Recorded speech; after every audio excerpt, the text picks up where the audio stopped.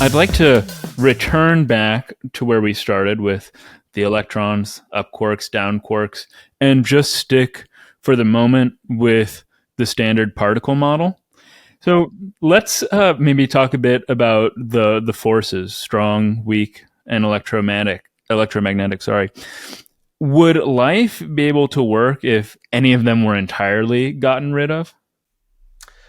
Well, that's an interesting question. So I think people think that the only one we can get rid of is the weak force. In that, weak force is essentially responsible for some aspects of radioactivity. So maybe, so there was a paper a few years ago on the weakless universe. So maybe. The problem that we have is that some people really think that the weak force has played a more important role in the life of the universe than it does now. And the weak force has some very interesting aspects that are not shared by the other forces. And one of those aspects is that the weak force is the only force which shows asymmetry, right? And what I mean by that is that if you take electromagnetism and you take a positive charge and a negative charge, so matter and antimatter, electromagnetism doesn't care, right? The interaction between matter and antimatter is exactly the same. And same with the strong force as well, right? The strong force doesn't care, right? But the weak force has some asymmetries in it. And so, there's this famous thing about, this was first predicted back in the 1950s by Yang and Li in 55 or 56. And there was a famous experiment done by Wu which showed that there's this parity asymmetry in the universe. And it was like it may have been the fastest Nobel Prize in physics. 1 year it took for that Nobel Prize to be awarded. And it shows that to the weak force, matter and antimatter are seen differently.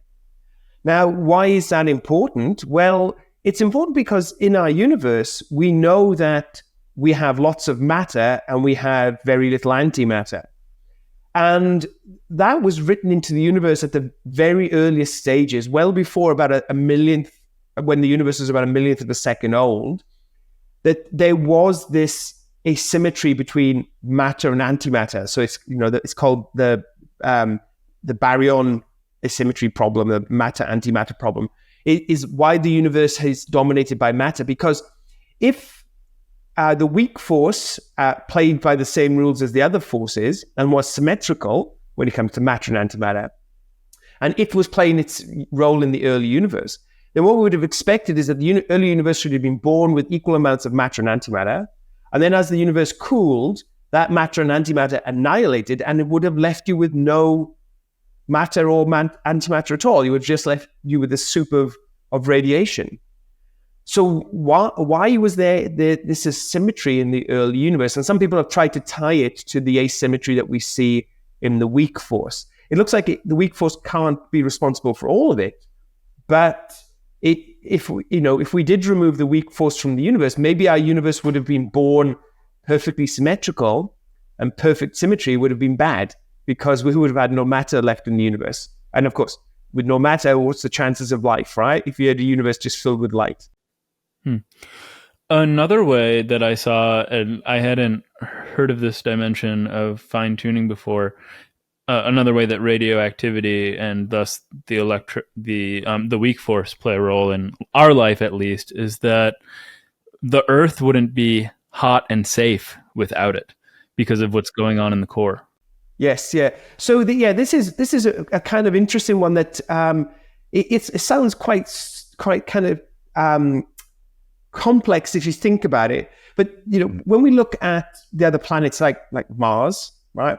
So Mars doesn't have a magnetic field, right? And so one of the things we think about with Mars is that it's cooled down and its core has solidified. And so its core is rotating slowly, and so it doesn't generate a magnetic field, which means that things like the solar wind hit the surface of Mars. So, if we went to Mars, we would probably have to live underground to shield us from things like the solar wind. Here on Earth, of course, what we have is we have a core which is still effectively hot and molten and rotates relatively quickly, and that generates a magnetic field which essentially deflects the solar wind to the north and south pole. So we have been protected here on the surface of the Earth from the flux from the sun by the presence of this magnetic field. And so the thing is that, but the Earth has been around for a long, long time. Why hasn't its core cooled down and solidified? And as you say, it's because elements have sunk to the center of the Earth. We still have radioactivity kicking off. That keeps the core hot and keeps it molten. And so we still maintain this magnetic field.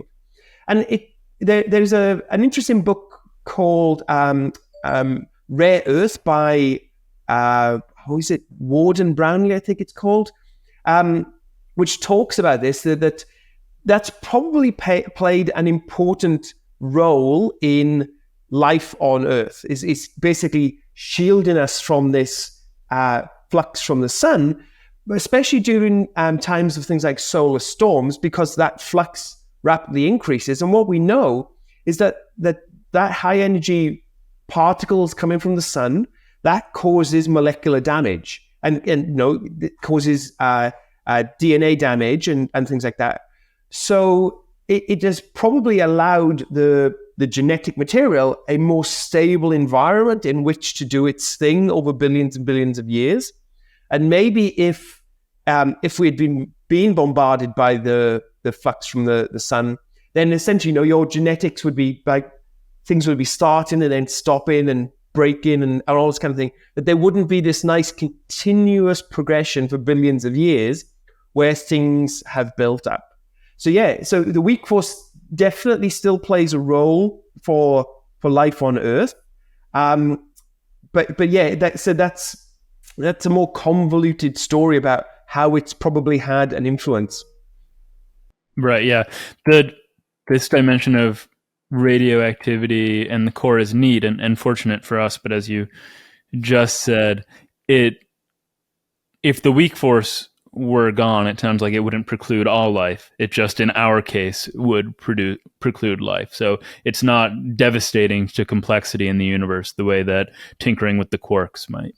Yeah, unless, of course, the weak force was responsible for the baryon asymmetry.